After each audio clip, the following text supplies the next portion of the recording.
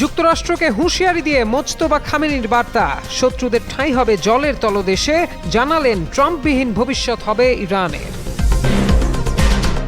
শেষ হয়ে গেছে যুক্তরাষ্ট্র ইরান যুদ্ধ, বিরতির মাধ্যমেই মূলত সংঘাতের অবসান ঘটেছে বলে দাবি ওয়াশিংটনের।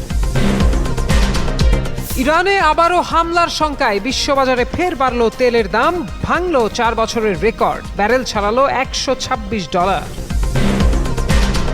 পাকিস্তানে ভারতের মদতপুষ্ট বাহিনীর 13 সন্ত্রাসী নিহত, চলছে অভিযান, বার্তা ইসলামাবাদে।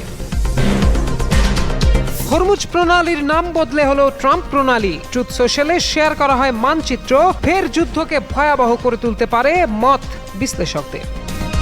ভবিষ্যতে পারস্য উপসাগর যুক্তরাষ্ট্রবিহীন হবে বলে মন্তব্য করেছেন ইরানের সুপ্রিম লিডার মুস্তফা খামেনি। তিনি বলেন, যেসব বিদেশি হাজার কিলোমিটার দূর থেকে লোভ ও বিদ্বেষ নিয়ে এই অঞ্চলে সমুদ্র সীমায় এসেছে, তাদের স্থান হবে সমুদ্রের তলদেশে, আর ইরান ও তার প্রতিবেশী আরব দেশগুলো করবে উন্নতি। বৃহস্পতিবার ইরানের সরকারি টিভিকে খামেনির লিখিত বক্তব্য পড়ে শোনানো হয়। এতে তিনি বলেছেন, আল্লাহর সাহায্য ও শক্তি নিয়ে পারস্য উপসাগরের উজ্জ্বল ভবিষ্যৎ হবে, যেটি আমেরিকাবিহীন এক ভবিষ্যৎ। সেই ভবিষ্যৎটি এখানকার জনগণের অগ্রগতি, স্বাচ্ছন্দ্য এবং সমৃদ্ধিতে নিয়োজিত থাকবে।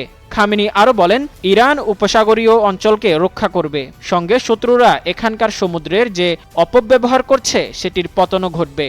এছাড়া হরমুজ প্রণালীতে যে নতুন ব্যবস্থাপনা আনা হচ্ছে, অর্থাৎ ইরানের নিয়ন্ত্রণে নেওয়া হচ্ছে, সেটি হরমুজের শান্তি, সমৃদ্ধ এবং অর্থনৈতিক সুবিধা বয়ে আনবে বলেও দাবি করেন তিনি। এর আগে 28 ফেব্রুয়ারি দখলদার ইসরায়েল ও যুক্তরাষ্ট্র ইরানের যৌথ হামলা চালায়। ওই হামলায় প্রাণ হারান ইরানের supreme leader Ayatollah Ali Khamenei. এরপর নতুন নেতা হিসেবে নির্বাচিত হন মুস্তফা খামেনি।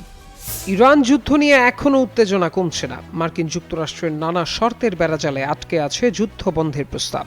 এর প্রভাবে বিশ্বব্যাপী জ্বালানি সংকট বেড়ে গেছে অনেক গুণ। এবার ইরান যুদ্ধে নতুন করে সামরিক অভিযানের সম্ভাব্য পরিকল্পনা নিয়ে মার্কিন প্রেসিডেন্ট ডোনাল্ড ট্রাম্পকে ব্রিফিং দেওয়া হবে। এমন খবরে বিশ্ববাজারে জ্বালানি তেলের দাম 4 বছরের মধ্যে সর্বোচ্চ পর্যায়ে পৌঁছেছে।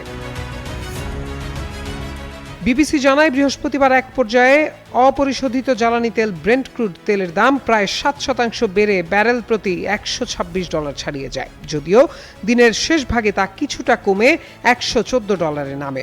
ইউক্রেন যুদ্ধের পর তেলের দামে এমন ঊর্ধ্বগতি আর দেখা যায়নি।